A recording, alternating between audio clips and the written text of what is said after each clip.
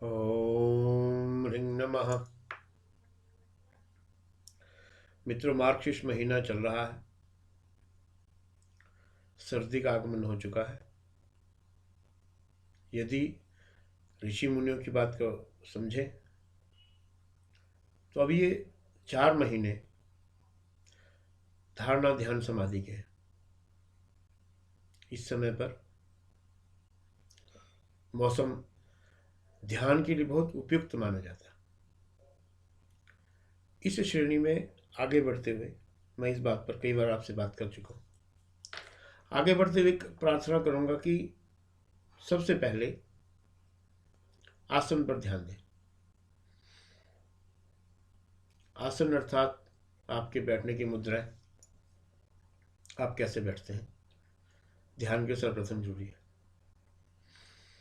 आज हर आदमी की ये बात है कि ध्यान कैसे किया जाए, ये बाद की बात है। पहले आप कोशिश करें बैठने की। ये ना सोचें कि मन लगता है या नहीं लगता।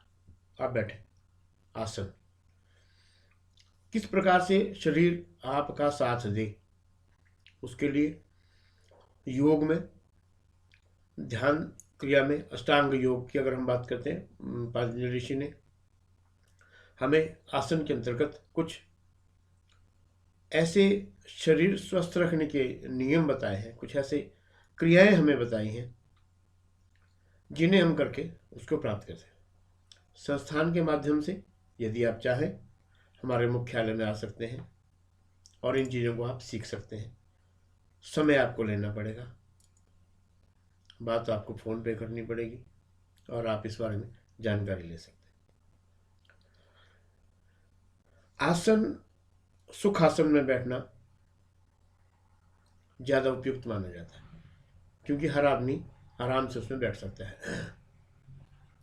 आपका मन लगे ना लगे इस तरफ ध्यान न दें, केवल बैठें कुछ समय के लिए।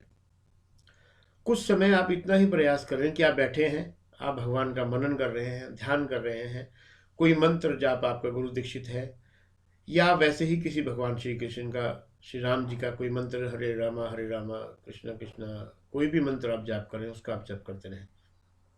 केवल अपने शरीर को कुछ समय शांत चित्त होकर बैठने की चेष्टा में डालें, बैठने का प्रयास करें। जैसे जैसे आपका आसन सिद्ध होता चला जाएगा, आपकी इंद्रियां, आपका मन बाह्य संसार से हटके भगवान की ओर अंतर्मुखी होते हुए उन्मुख हो जाएगा। आप उसमें बैठ जाए। फिर बात आती है प्राणायाम की।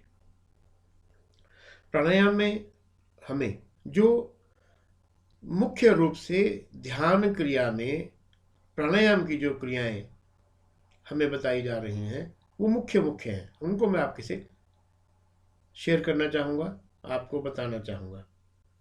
मैंने ये कभी नहीं समझा कि मैं श्रेष्ठ हूँ, मेरे पास कुछ अतिरिक्त ज्ञान है। मैं उसी ज्ञान को जो संसार में चल रहा है एक विशेष रूप से आपके सामने रख रहा हूँ, उसका प्रयास करें, समझने का प्रयास करें। सर्वप्रथम आप नाड़ी शोधन प्राणायाम करें। नाड़ी शोधन प्राणायाम में हम इस प्रकार से अपने नाक को एक तरफ से बंद करते हैं और इस नाक से हम सांस लेते हैं। इस प्रकार कुछ देर के लिए हम इसको रोक लेते हैं, भीतर ही भीतर। फिर हम इस प्रकार से इसको छोड़ देते हैं। फिर हमने इधर से सांस लेना है।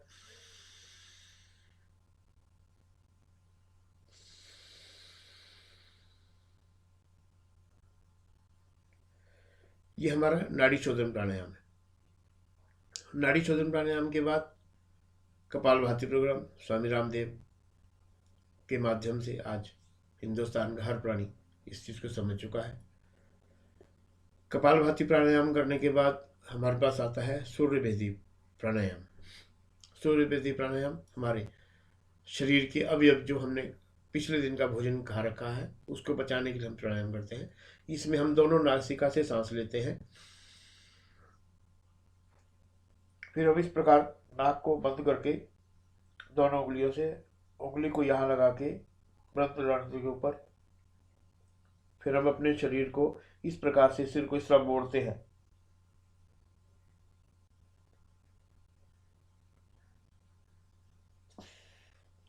जब हम इस शरीर को इस तरीके से मोड़ते हैं, हमने उस टाइम क्या करना है कि हमारी जो रीढ़ की हड्डी है उसके ऊपर से हमें अपने प्राण वायु पूरी शक्ति के द्वारा उसको वहाँ से उठा के हमें अपने हृदय गुफा की तरफ, ये शिखा मध्य की तरफ को लेके जाना है, प्राणायाम को कपाल की ओर लाना है।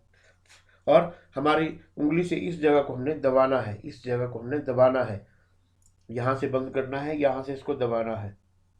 इस नाड़ी को दबाने से हमारी मन का भटकाव कंट्रोल होने लगता है, और हमारा जो खाया पिया जो हमें शरीर को तंग करता है, जो हमें वो हमारी इस क्रिया के द्वारा, सूर्य भेदी प्राणायाम के द्वारा कंट्रोल होने लगता है। लेकिन इसमें इसका मैं कारण नहीं जानता क्यों है ऐसा है, लेकिन हमारे ऋषि मुनियों ने ऐसा कहा गया कि इस क्रिया की केवल 3 ही क्रियाएं की जाए, जबकि नाड़ी शोधन प्राणायाम को 12 क्रियाएं करने को कहा गया, और सूर्य भेदी प्राणायाम को मात्र 3 ही बार किया जाए। इसको करने के लिए दोनों नासिका को बंद करना है, सांस पहले ले लेना, भर लेना है, दोनों नासिकाएं बंद करनी है, मस्तिष्क को यहाँ लगाना है, उंगली लगा के पूरे शरीर को अंदर को समेट के पूरी शक्ति के द्वारा अपने प्राणवायु को आपने यहाँ तक लाने की चेष्टा करनी है। स्ट्रेस करना है उसके ऊपर, अभी मंत्र की बात नहीं कर रहा हूँ, केवल क्रिया की बात कर रहा हूँ। तो वहाँ तक ला के उसका आपने प्रेशर डालना है, फिर आपने इस नासिका से बाहर छोड़ना है, फिर आपने दोनों नाकों से भरना है, फिर रोकना है, फिर निकालना है। इस क्रिया को आप प्रयास करें। कल हम इससे अगले प्राणायाम की बात करेंगे। इन प्राणायामों को करने का प्रयास करें। मेरे हिसाब से हर प्राणायाम के लिए कम से कम 1 सप्ताह का समय दें। 1 सप्ताह तक उस प्राणायाम को आप रेगुलर करते रहें, तो उस प्राणायाम का आपके शरीर पर, आपके मन मस्तिष्क पर प्रभाव आने लगेगा। इस क्रिया को आगे बढ़ाते हुए कल की श्रृंखला में फिर हम बात करेंगे नाड़ी शोधन प्राणायाम से, सूर्य भेदी प्राणायाम से अगले वाले प्राणायाम। हरिओम तत्सत।